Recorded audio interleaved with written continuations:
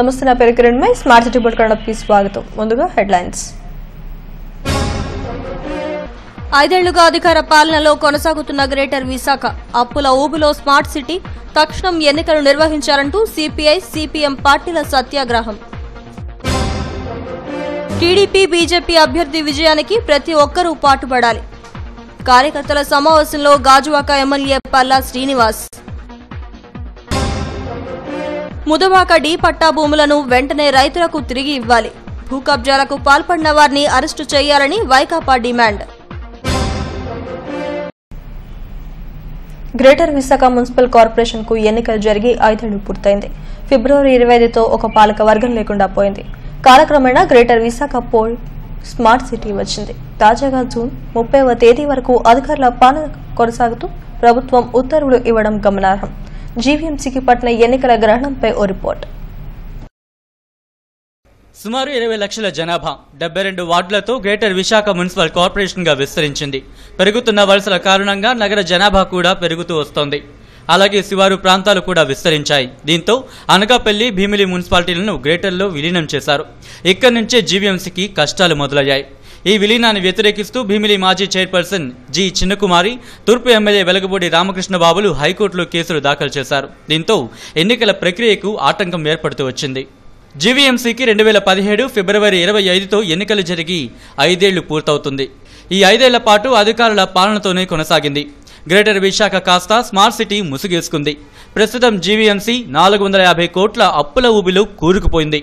అధికారులు తీసుకున్న అనాలోచిత నిర్ణయాల వల్లే ఇందుకు కారణంగా నగరవాసులు ఆందోళన వ్యక్తం చేస్తున్నారు. దీనిని నిరసిస్తూ సిపిఎం, సిపిఐ పార్టీలు జీవీఎంసీ గాంధీ విగ్రహం ఎదురుగా ఒకరోజు ఆందోళన సంయుక్తంగా నిర్వహించాయి. తక్షణం ఎన్నికలు నిర్వహించాలని, ప్రజా ప్రభుత్వాన్ని పునఃనిర్మించాలని డిమాండ్ చేస్తున్నాయి. రాజ్యాంగంలోని 243 జెడ్ఏ అధికరణం ప్రకారం పాలకవర్గం పదవీ కాలం ముగిసిన 6 నెలల్లో ఎన్నికలు నిర్వహించాలి. కానీ 5 ఏళ్లు పూర్తయినా ప్రభుత్వం ఎన్నికల ఊసే ఎత్తకపోవడం కుట్రేనని వామపక్షాలు భగ్గుమంటున్నాయి. స్మార్ట్ సిటీ ముసుగులో జీవీఎంసీ ఆస్తులన్నింటినీ అధికార పార్టీ మంత్రులు కబ్జా చేస్తున్నారని ఆరోపించారు.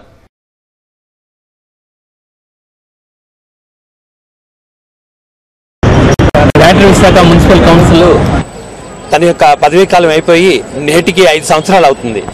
కనుక 5 సంవత్సరాల నుంచి కూడా రాష్ట్రంలో ప్రభుత్వం జీవీఎంసీకి ఎన్నికలు జరిపించలేదు. కనుక దీనికి నిరసనగా ఈరోజు సిపిఐ సిపిఎం పార్టీ ఆధ్వర్యంలో జీవీఎంసీ ఆఫీస్ ఎదురుగా సత్యాగ్రహాన్ని మేము చేపట్టడం అనేది జరిగింది.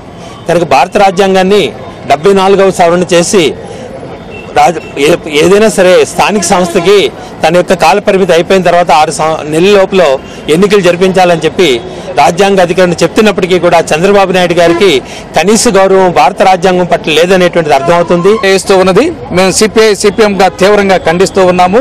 దీని వెనక పెద్ద కుట్ర ఉన్నది. అదేమిటంటే మున్సిపల్ కార్పొరేషన్ యొక్క ఆస్తులన్నింటిని కూడా తెలుగుదేశం, బీజేపీ వాళ్ళ యొక్క అన్యాయాలు కట్టబెట్టడమే ఇందులో ఉన్నటువంటిది. అందుకోసం ఎన్నికలు జరపటం లేదు. 5 కొండలు విశాలాక్షి నగర్ కానీ, లేకపోతే ఋషికొండ, లేకపోతే సీతకొండ, ఇవన్నీ కొండలు కూడా డీనోటిఫై చేసి తమ న్యాయాలు కట్టబోతున్నారు. విశాఖపట్నం బీచ్ కానీ, అలాగే పార్కులు, శివాజీ పార్కు, ఉడా పార్కు, సెంట్రల్ పార్క్, వీటినన్నింటిని కూడా 90 ఏళ్ల పాటు ప్రైవేట్ వాళ్ళకి ఇవ్వడం కోసం ప్రయత్నాలు చేస్తూ ఉన్నారు. ఆస్తి పన్ను, నీటి పన్ను, అలాగే మురుగునీటి ఛార్జీలు, రకరకాలైనటువంటి పన్నులకి పెంచడం కోసం తీవ్రమైనటువంటి ప్రయత్నం చేస్తున్నారు. వీటన్నిటికీ స్మార్ట్ సిటీ అనేటువంటి ముసుగు తొలగించేసి ఈరోజు పూర్తిగా విశాఖపట్నం మున్సిపల్ కార్పొరేషన్ దివాలా దీపించారు. 450 కోట్ల రూపాయల అప్పుల పాలు చేసేశారు. ఖజానా అనేటువంటిది ఖాళీ అయిపోయింది. విశాఖపట్నం ఎలా అభివృద్ధి అవుతుందని మేము అడుగుతూ ఉన్నాం.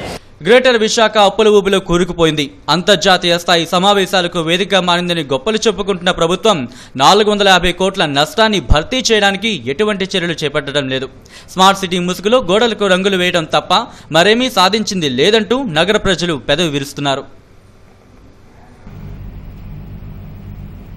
ఉత్తరాంధ్ర పట్టభద్రుల ఎమ్మెల్సీ ఎన్నికల్లో బీజేపీ, టీడీపీ ఉమ్మడి అభ్యర్థి విజయానికి ప్రతి ఒక్కరూ కృషి చేయాలని గాజువాక ఎమ్మెల్యే పల్లా శ్రీనివాస్ అన్నారు. ఎమ్మెల్యే క్యాంపు కార్యాలయం వద్ద నిర్వహించిన నియోజకవర్గ విస్తృత స్థాయి సమావేశంలో ఆయన మాట్లాడారు. కేంద్రంలో బీజేపీ, రాష్ట్రంలో టీడీపీ అధికారంలో ఉండగా వల్లే ఎంతో అభివృద్ధి జరుగుతోందని అన్నారు. ఉత్తరాంధ్ర అభ్యున్నతికి ఉమ్మడి అభ్యర్థిని గెలిపించుకోవాలని కోరారు.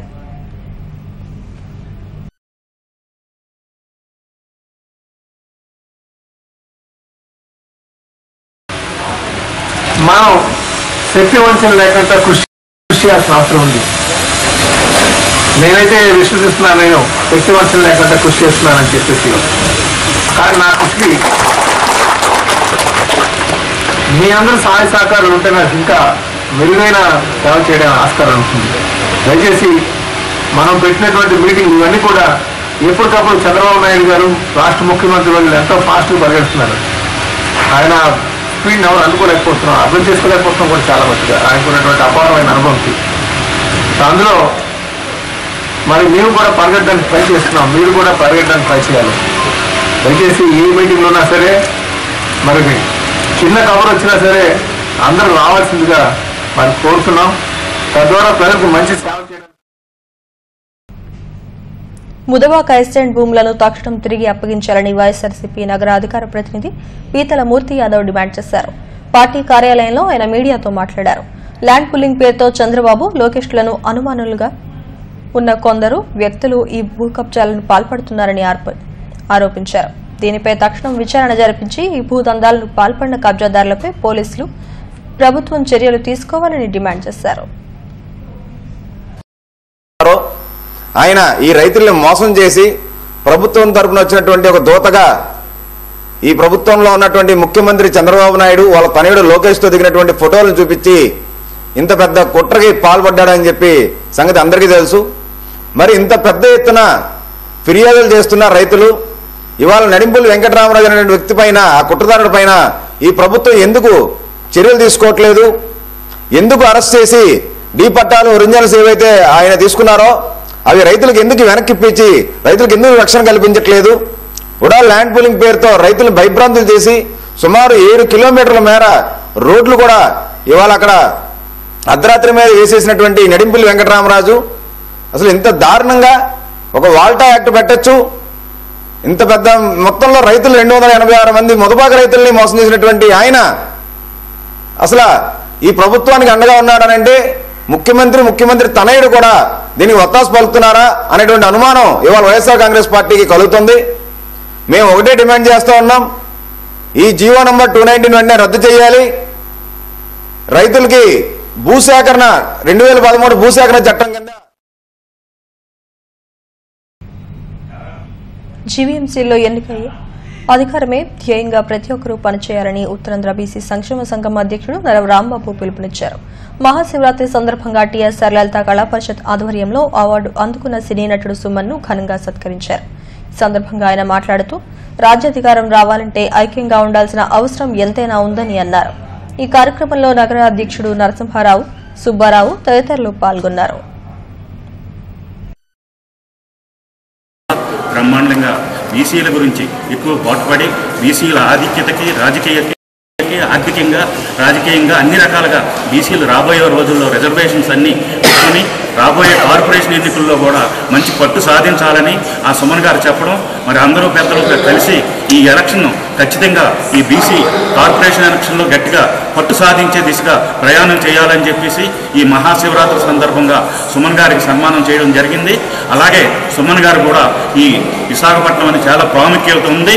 మీరు ఖచ్చితంగా మీ సపోర్ట్, నా సపోర్ట్ మీకు ఎప్పుడూ ఉంటుంది. మీరు ఖచ్చితంగా గట్టిగా బీసీల గురించి పాటుపడి విజయం సాధించాలని చెప్పి మన బీసీ నాయకుడైన మరియు మన బీసీలో ఒక మంచి ఉన్నతమైన వ్యక్తికి ఏదైనా సుమన్ గారికి చిన్న సన్మానం చేయడం జరిగింది ఇదే హోటల్లో. ఈ సన్మానం సందర్భంగా ఆయన మాట్లాడుతూ అన్ని బీసీలతో, అన్ని కమ్యూనిటీస్తో పాటు బీసీలు కూడా మరి వాళ్ళకున్న ఏవైతే వాళ్ళకి రిజర్వేషన్స్ ఉన్నాయో వాళ్ళ హక్కుల కోసం నేను సపోర్ట్ చేస్తాను, వాళ్ళ కోసం నేను సపోర్ట్గా మాట్లాడతానని చెప్పి ఆయన బహిరంగంగా చెప్పడం జరిగింది. అదేవిధంగా ఈ మన సుమన్ గారితో పాటు మిగతా అందరూ కలిసి మన బీసీ నాయకులు అందరూ కలిసి ఏకమై ఒకే తాటి మీదకి వచ్చి మన రాబోయే మన హక్కులు కానీ మన రాజకీయంగా మనకు వచ్చే ఎమ్మెల్యే సీట్లు కానీ. బులెటిన్ ముగించే ముందు హెడ్లైన్స్ మరోసారి. 5 ఏళ్లుగా అధికార పాలనలో కొనసాగుతున్న గ్రేటర్ విశాఖ అప్పుల ఊబిలో స్మార్ట్ సిటీ, తక్షణం ఎన్నికలు నిర్వహించాలంటూ సిపిఐ, సిపిఎం పార్టీల సత్యాగ్రహం. టీడీపీ, బీజేపీ అభ్యర్థి విజయానికి ప్రతి ఒక్కరూ పాటుపడాలి. కార్యకర్తల సమావేశంలో గాజువాక ఎమ్మెల్యే పల్లా శ్రీనివాస్. ముదవాక డీ పట్టా భూములను వెంటనే రైతులకు తిరిగి ఇవ్వాలి. భూ కబ్జాలకు పాల్పడిన వారిని అరెస్టు చేయాలని వైకాపా డిమాండ్. ఇవి స్మార్ట్ సిటీ పట్టణ విశేషాలు. మరిన్ని వార్తా విశేషాల కోసం చూస్తూనే ఉండండి STU న్యూస్.